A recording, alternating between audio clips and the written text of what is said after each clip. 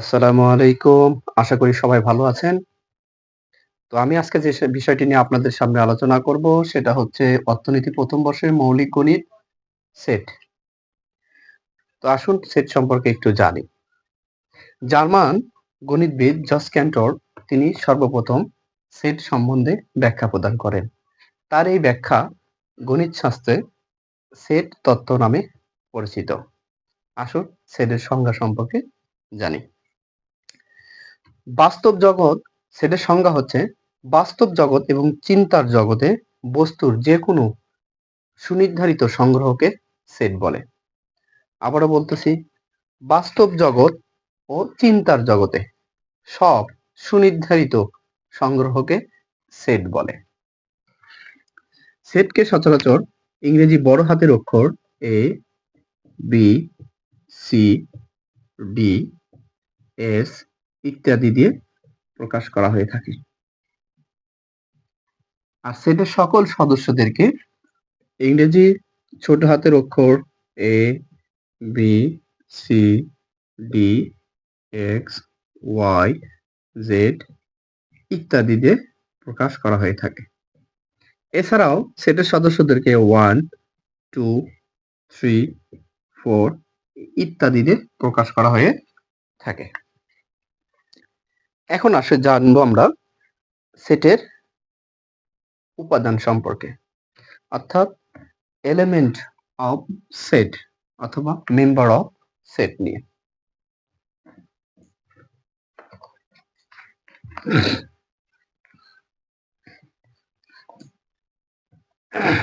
আমরা জানি সেটকে বড় হাতের অক্ষর এ দ্বারা প্রকাশ করা হয়ে থাকে। আমরা ধরে নিলাম সেটের নাম হচ্ছে এ।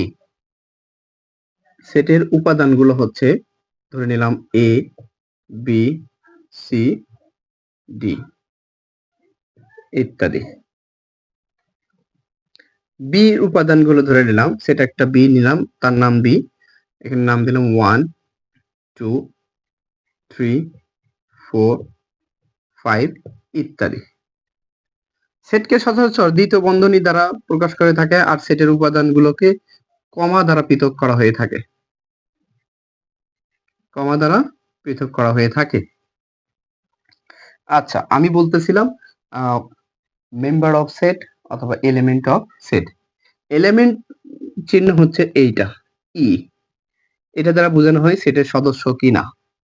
যেমন আমি যদি লিখি এ এলিমেন্ট এ, এই এটা হচ্ছে এই এ সেটের একটি উপাদান, আছে কিনা? এ আছে। আমি যদি আবারও লিখি A B C D element of A, তার মানে এ সেটের সকল উপাদান এ বি সি ডি এর মধ্যে আছে, তার মানে এটা হচ্ছে এ সেটের, অর্থাৎ এ এলিমেন্ট এ। আবার যদি আমি লিখি এরকম, দেখুন আপনারা একটু, লিখলাম হচ্ছে 3 এলিমেন্ট বি, এটা সত্য কিনা? বি সেটের উপাদান হচ্ছে 3, এটা সত্য কিনা? অবশ্যই সত্য। আর আমি যদি আবার লিখি হচ্ছে 9 এলিমেন্ট বি, এই 9 কিন্তু এই বি সেটের উপাদানের মধ্যে নেই, সুতরাং এটা হবে নট এলিমেন্ট বি, তার মানে বি সেটের উপাদান 9 নয়। আবার আমি যদি লিখি হচ্ছে কে এলিমেন্ট এ, এ সেটের দেখেন তো উপাদানের মধ্যে কে কোনো নাম আছে? নাই, সুতরাং কে নট এলিমেন্ট এ, তার মানে এর উপাদান কে নয়। আমি আশা করি বুঝতে পারছি উপাদান সম্পর্কে। এখন আসুন আমরা সেটের বৈশিষ্ট্যগুলো একটু জানব। সেটের 1 নম্বর বৈশিষ্ট্য হচ্ছে সেটের সুনির্ধারিত একটি নাম থাকবে। 2 নম্বর, সেটের উপাদানগুলোকে দ্বিতীয় বন্ধনী দ্বারা আবদ্ধ থাকবে। সেটের একটি নাম এ, তার উপাদানগুলোকে বন্ধনী দ্বারা প্রকাশ করে থাকবে। উপাদানগুলো হচ্ছে এ, বি, সি, ডি। আমি আবারও বলতেছি, সেটের উপাদান বৈশিষ্ট্য 1 নম্বর হচ্ছে সেটের একটা সুনির্দিষ্ট নাম থাকবে, যেমন এখানে এ। সেটের উপাদানগুলোকে দ্বিতীয় বন্ধনী দ্বারা আবদ্ধ থাকবে। 2, সেটের সকল উপাদানকে কমা দ্বারা পৃথক করা হয়ে থাকবে। 3 সেটের যে কোনো ক্রমে সাজানো যাবে। সেটকে যে কোনো ক্রমে সাজানো যাবে। যেমন আমি এই সেটের উপাদানগুলো এইভাবে সাজাতে পারি। ডি, সি, বি, এ কোনো তারতম্য নেই। একই আমি যে কোনো ক্রমে সাজাতে পারি। আর সর্বশেষ যেটা হচ্ছে সেটের প্রত্যেকটি সেটের একটি ফাঁকা সেট থাকবে। প্রত্যেকটা সেটের কি থাকবে? একটি ফাঁকা সেট থাকবে। এখন আসুন হচ্ছে presentation of set. Presentation of set বলতে আমরা বুঝবো হচ্ছে উপস্থাপন পদ্ধতি। সেট উপস্থাপন পদ্ধতি। সেট উপস্থাপন পদ্ধতি সাধারণত দুই পদ্ধতিতে উপস্থাপন করা হয়ে থাকে। এক নম্বর হচ্ছে তালিকা পদ্ধতি। তালিকা পদ্ধতি। ২ নম্বর হচ্ছে সেট গঠন পদ্ধতি।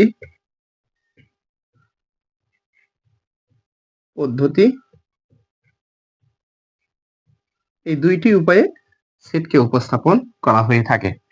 তালিকা পদ্ধতি উপাদান বলতে কি বুঝবো? পদ্ধতি বলতে আমরা কি বুঝবো?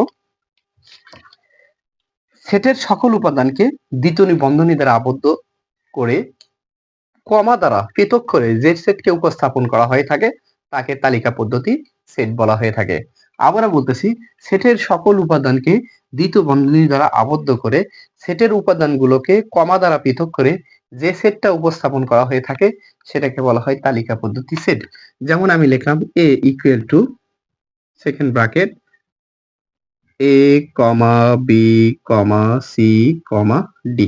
দেখুন আমি বলছি সেটের সকল উপাদান দ্বিতীয় বন্ধনী দ্বারা আবদ্ধ করতে হবে এবং প্রতিটা উপাদানকে কমা দ্বারা পৃথক করতে হবে। সেটের সকল উপাদানকে আমি দ্বিতীয় বন্ধনী দ্বারা পৃথক আবদ্ধ করেছি। সেটের প্রত্যেকটি এই যে সেটের প্রত্যেকটি উপাদানকে আমি কমা দ্বারা পৃথক করেছি। এই পদ্ধতি হচ্ছে কি তালিকা পদ্ধতি। সেট উপস্থাপনের এই পদ্ধতি হচ্ছে তালিকা পদ্ধতি সেট। এবার আসুন হচ্ছে সেটের গঠন পদ্ধতি। সেটের সকল উপাদানের বৈশিষ্ট্য করে মানে সকল উপাদানের ধর্মের উপর বৈশিষ্ট্য করে যে সেট উপস্থাপন করা হয়ে থাকে তাকে বলা হয় সেট গঠন পদ্ধতি বা রুল গঠন পদ্ধতি। আমরা একটু দেখি সেটের সকল উপাদানকে, যেমন সেটের একটি নাম থাকবে, সেটের সকল উপাদান যেমন ধরলাম এক্স, যেন এক্স এর স্বাভাবিক জোড় সংখ্যা। স্বাভাবিক জোড় সংখ্যা। দেখেন এখানে কিন্তু এক্স এর কোনো উপাদান উল্লেখ নাই, শুধু বলছে এক্স এর যে উপাদান এর যে উপাদান হবে সেটা হচ্ছে এক্স। আবার ওই এক্স এর আবার কি বলছে, এর স্বাভাবিক জোড় সংখ্যা, কোনো বেজোড় সংখ্যা থাকবে না। কখনো কখনো এইভাবে লেখা থাকতে পারে এক্স যেন এক্স স্কোয়ার 8। এই যে দেখেন এক্স এর বর্গ 18 এর নিচে হবে। এক্স এর যে উপাদান মানে এ একটি উপাদান যদি আমি নিলাম, ধরেন বি ধরলাম, বি সেটের উপাদান হচ্ছে এক্স, এক্স এর আবার মান হচ্ছে কি, এক্স এর বর্গ করলে যে মান আসবে সেটা 18 নিচে আসবে। এখানে কিন্তু এক্স এর সাধারণ ধর্ম উল্লেখ বলছে, বর্গ করব তার রেখে আসবে। আবার এখানেও কিন্তু সাধারণ ধর্ম উল্লেখ করছে, স্বাভাবিক জোড় সংখ্যা হবে, এখানে বেজোড় সংখ্যার কোনো উপস্থাপন নেই। আশা করি এই দুইটা সেটের উপস্থাপনের পদ্ধতি আপনারা বুঝতে পেরেছেন। এবার আসবো হচ্ছে সেটের প্রকারভেদ, different of set, different type of set. আচ্ছা, different of type of set আমরা বলতে সর্বপ্রথম যে সেট বুঝবো সেটা হচ্ছে সসীম সেট। সসীম সেট, সসীম মানে বুঝি আমরা একটা লিমিটেড আছে, যে সেক্ষেত্রে সকল উপাদান গণনা করে নির্ধারণ করা যায় তাকে সসীম সেট বলা হয়ে থাকে। আবারও বলতেছি, সসীম সেট কাকে বলে? যে সেটের সকল উপাদান গণনা করে নির্ধারণ করা যায় তাকে সসীম সেট বলে। সসীম সেটের একটা উদাহরণ দিই আমরা, এ একটা সেটের নাম থাকবে অবশ্যই, এ দিলাম একটা সেটের নাম, তার উপাদান হচ্ছে কি এ বি সি ডি, মানে এ সেটের উপাদান ডি পর্যন্ত নির্ধারিত, এটা গণনা করে আমরা নির্ধারণ করতে পারতেছি। আবার আর একটা সেট লিখলাম বি, বির একটা উপাদান দিলাম আমরা 2 3 5 7। এখানে বি সেটের সকল উপাদান 7 পর্যন্ত সীমাবদ্ধ, এর বাহিরে যাবে না। সুতরাং এটা একটা সসীম সেট। এখন আসুন আমরা একটু ২ নম্বর সেট সম্পর্কে জানি, সেটের প্রকারভেদ। সেটা হচ্ছে কি অসীম সেট। অসীম সেট। অসীম বলতে আমরা বুঝি যার কোনো সীমা নাই, যে সেটের সকল উপাদানগুলো গণনা করে নির্ধারণ করা যায় না, সেটা হচ্ছে অসীম সেট। অসীম সেটের একটা উদাহরণ আমি দেই, যেমন এ একটি সেটের নাম। এর একটা উদাহরণ নিলাম আমি, A comma B comma C comma D comma dot dot dot dot দিলাম। এই যে ডট ডট মানে হচ্ছে এর যে কোনো মান হতে পারে, ঠিক আছে।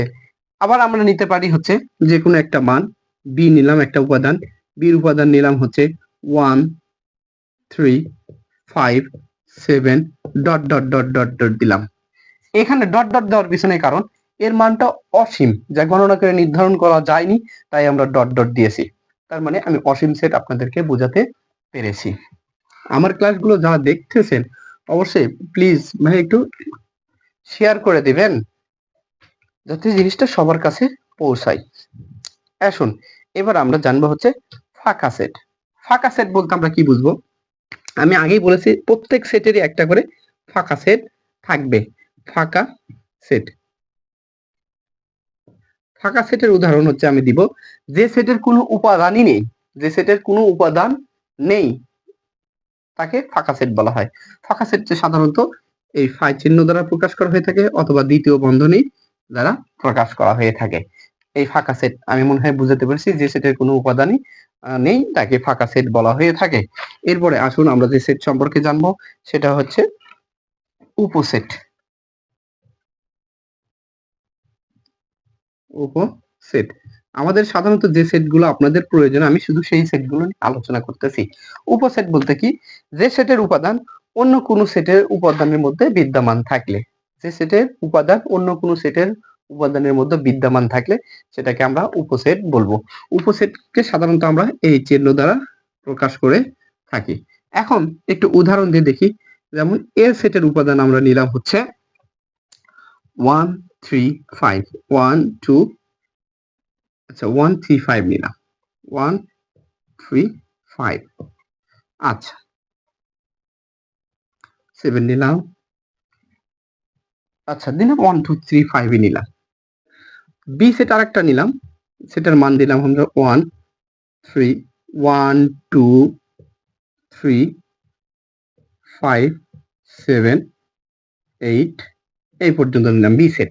এখন দেখেন আমি বলছি উপসেট বলতে কি বুঝো, যে সেটের উপাদান অন্য কোনো সেটের উপাদানের অন্তর্ভুক্ত থাকে তাকে উপসেট বলা হয়ে থাকে। দেখেন এখানে 1 3 5 বি সেটের উপাদান 1 3 5 এর মধ্যে নিহিত আছে কিনা, সুতরাং আমরা লিখতে পারবো যে এ সেটটি হল বি সেটের উপাদান। এ সেট হচ্ছে কি, সরি, এ সেট হচ্ছে বি সেটের উপসেট। এ সেট হলো কি বি সেটের উপসেট। সুতরাং আমরা এটা গাণিতিক ভাবে যদি লিখতে চাই তাহলে আমাদেরকে লিখতে হবে এ সেট উপসেট চিহ্ন অর্থাৎ সাবসেট চিহ্ন বি সেট। এই বি সেটের এ সেট হচ্ছে কি সাবসেট, উপসেট মানে হচ্ছে সাবসেট, এটা সাবসেট চিহ্ন, প্লিজ সাইন অফ সাবসেট। আচ্ছা এবার সাবসেট দিলাম, তো এই উপসেট হচ্ছে আবার দুই প্রকার। এই উপসেট হচ্ছে কি প্রকৃত উপসেট, প্রকৃত উপসেট। আচ্ছা জানি আমরা একটু প্রকৃত উপসেট, প্রকৃত উপসেট। প্রকৃত উপসেট বলতে আমরা কি বুঝবো, এক সেটের উপাদান অন্য সেটের উপাদানের সদস্য, এক সেটের উপাদান অন্য সেটের উপাদানের সদস্য। আমরা একটু ধরে নিব হচ্ছে, ধরে নিলাম হচ্ছে এ সেট ইকুয়াল টু 1 3 5 7 ধরে নিলাম আমরা, ওকে। বি সেট আমরা ধরে নিলাম হচ্ছে 5 7। দেখেন এই বি সেটের উপাদান কিন্তু আমাদের এ সেটের মধ্যে রয়েছে, এটা হচ্ছে প্রকৃত উপসেট। প্রকৃত উপসেট মানে এ সেটের সকল উপাদান না, সদস্য বি সেটের সদস্যগুলো এ সেটের মধ্যে আছে। সুতরাং আমরা লিখবো হচ্ছে এ সেট, আচ্ছা সরি সরি এটা লিখবো হচ্ছে আমরা বি সেটটা কার মধ্যে আছে, এ সেটের মধ্যে নাই, তাহলে B set subset A set. বুঝাতে পেরেছি আমি বিষয়গুলো? আচ্ছা এবার আসেন হচ্ছে এই যে উপরের সেটগুলো মুছাই দেয়, হ্যাঁ, মিশাই দিয়ে পরে আবার আপনারা দেখবো ইনশাল্লাহ। এই জিনিসটা আমরা লিখবো, সেটা হচ্ছে কি 6 নম্বর হচ্ছে কি অপ্রকৃত উপসেট।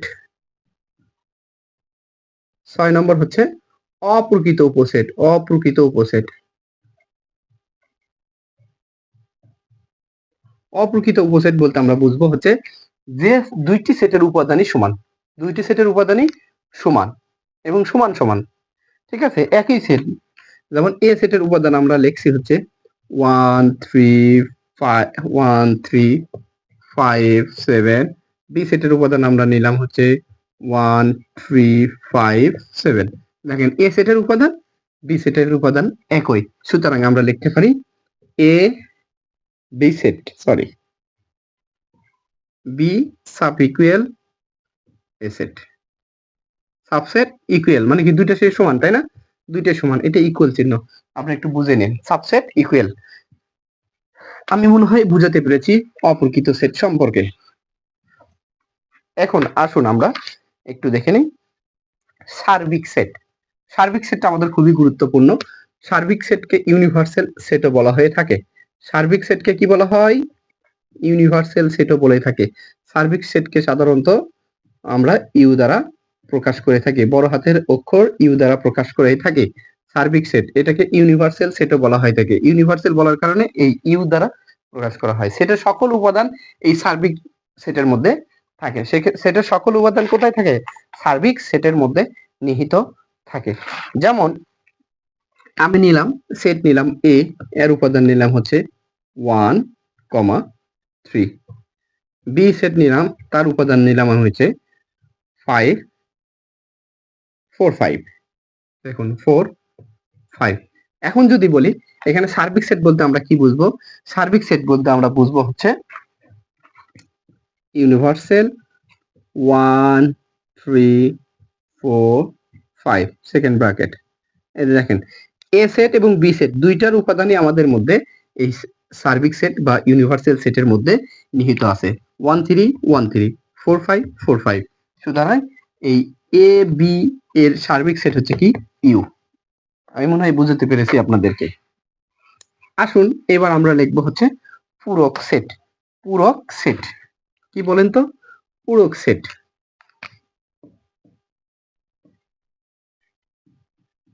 পূরক সেট, পূরক সেটকে আমরা কি দ্বারা লিখতে পারি? পূরক সেটকে আমরা লিখতে পারি পূরক সেট এ পূরক সেট, বি পূরক সেট, সি পূরক সেট। আবার লেখা থাকতে পারে এ সংযোগ বি। এটার আবার কি হতে পারে? পূরক সেট হতে পারে। পূরক সেট হচ্ছে কি সার্বিক সেট থেকে ওই উপাদানটা বাদ দিলে যে সেট পাবো সেটা হচ্ছে পূরক সেট। সাধারণত বোঝানোর চেষ্টা করি আমরা। এ পূরক লেখা আছে তার মানে হচ্ছে সার্বিক সেট ইউনিভার্সাল সেট বিয়োগ হচ্ছে এ, এটা হচ্ছে এ পূরক। এ পূরক ইকুয়াল টু লেখা যাবে। বি পূরক ইকুয়াল টু কি লেখা যাবে? বি পূরক লেখা যাবে হচ্ছে ইউনিভার্সাল মাইনাস বি। আচ্ছা ব্র্যাকেট দিতে পারেন, নাও দিতে পারেন। সি পূরক বলতে আমরা কি বুঝবো? Universal set minus C. A সংযোগ বি সেট বলতে আমরা কি বুঝবো? লিখতে পারি আমরা এ সংযোগ বি পূরক ইকুয়াল টু লিখতে পারি ইউনিভার্সাল মাইনাস এ সংযোগ বি। ক্লিয়ার বুঝাতে পেরেছি? সার্বিক সেট থেকে পূরক ওই সেটের উপাদানটা বাদ দিলে যে সেট থাকে সেটাই হচ্ছে পূরক সেট। পূরক সেটকে সাধারণত A prime B prime C prime অনেক দেওয়া থাকে, প্রাইম দ্বারা প্রকাশ করা হয়ে থাকে। আচ্ছা আমি মনে হয় সেটের সকল উপাদান আমরা বুঝতে পেরেছেন। আর একটা বিষয় আমি লিখতে পারি, দেখেন সেটা হচ্ছে কি সেটার কিছু নিয়ম কানুন। আচ্ছা এই যে ইউ দ্বারা, ইউ এর মতো সংযোগ দ্বারা, এটাকে বলা হয় সংযোগ সেট। কি বলা হয়? সংযোগ সেট। আর ইউ কে উল্টা করে দিলে সেটাকে বলা হয় সেট সেট। কি বলা হয়? Set set. আর এই চিহ্নকে আমি বলছি সার্বিক সেট। ই দ্বারা বুঝাইছি এটা হচ্ছে উপাদান, সেটের উপাদান। এটা হচ্ছে কি, সরি এটা হচ্ছে সাবসেট। সাবসেট চিহ্ন, সাবসেট চিহ্ন, ঠিক আছে, অথবা উপসেট। কি সেট? সাবসেট অথবা উপসেট। আমি একটু আগে আপনাদেরকে বলে দিছি। এখন দেখেন ই দ্বারা বোঝাচ্ছে এলিমেন্ট, এখানে মানে সেটের উপাদান, সেটের উপাদান। আচ্ছা, এই সংযোগ সেট বলতে আমরা কি বুঝবো? এদিকে প্লিজ একটু তাকাও। সংযোগ সেট বলতে বুঝবো আমরা, যেমন লেখা আছে এ এর মান হচ্ছে 1, 3, বি এর মান হচ্ছে, বি সেটের উপাদান হচ্ছে 2, 4। আমরা যদি বলি এ সংযোগ বি, এ সংযোগ বি, সুতরাং এখানে লেখা যাবে হচ্ছে এর মান হচ্ছে কত? দেখেন তো, এর মান হচ্ছে 1, 3 সংযোগ সেট, বি এর মান কত? 2, 4। সুতরাং আমরা এ সংযোগ বি ইকুয়াল টু লিখতে পারি 1, 2, দুইটাই সব যুক্ত করেছি 1, 2, 3, 4। এ সংযোগ বি, এটাকে সংযোগ সেট বলা হয়। এটাকে কি বলা হয়? সংযোগ সেট বলা হয়ে থাকে। এখন এই সেট বলতে আমরা কি বুঝবো? একটু সেট সম্পর্কে আমি কি বুঝবো একটু দেখার চেষ্টা করুন। যেমন আমি এর মান লিখলাম হচ্ছে 1, 3, 5, 7 সেকেন্ড ব্র্যাকেট কমা, আর বি এর মান আমরা লিখলাম হচ্ছে 3, 5 কমা। এখন দেখুন আমি যখন এই সেট বলবো, এ সেট বি ইন্টারসেকশন, এটাকে ইন্টারসেকশন বলা হয় থাকে। আচ্ছা, এ সেট বি ইকুয়াল টু আমরা বানাবো, প্রথমে এর মানটাকে লিখবো এখানে, এর মানটা 1, 3, 5, 7, আর এখানে যে মানটা দেওয়া আছে দেখেন এটা কি চিহ্ন? সেট চিহ্ন, সেট চিহ্ন বসাই দিলাম। তারপরে আমি লিখবো হচ্ছে বির মান, বির মান কত ছিল? 3, 5। এই সেটকে কিন্তু বলা হয় গসাগু। কি বলা হয়? গসাগু। আর এই ইউনিভার্সাল না, সংযোগ সেটকে বলা হয়েছে লসাগু। লসাগু, লসাগু এবং গসাগু, এটা হয়তো আপনারা জানেন। তো দেখেন এখানে ইন্টারসেকশন বলতে আমরা কি বুঝবো একটু দেখি। সেট বলতে আমরা কি বুঝবো? এ সেটের মধ্যে এবং বি সেটের মধ্যে যেটা শুধু মিল আছে, যেটা গসাগু বলি আমরা, মিল আছে। দেখেন তো কি মিল আছে? 3 আর হচ্ছে 3 আর 5। তাহলে আমরা এ সেট ডি এর মান লিখবো হচ্ছে 3, 5 ইকুয়াল। আমি মনে হয় সেট সম্পর্কে একটু ধারণা এসেছে। এর পরবর্তী যে সূত্রগুলো আসবে ইনশাল্লাহ আপনাদেরকে সূত্র সহকারে অঙ্কগুলো করানো হবে, যেটুকু অঙ্ক আপনাদের জন্য প্রয়োজন। আর আমার ক্লাসটা যদি আপনাদেরকে ভালো লাগে অবশ্যই শেয়ার দিবেন, ফলো দিবেন বন্ধুদের কাছে, এটা যাতে সহজে পৌঁছে যায়। আর সবাই সুস্থ থাকবেন, ভালো থাকবেন। পরবর্তী ক্লাসও আবার দেখা হবে ইনশাল্লাহ। আসসালামু আলাইকুম।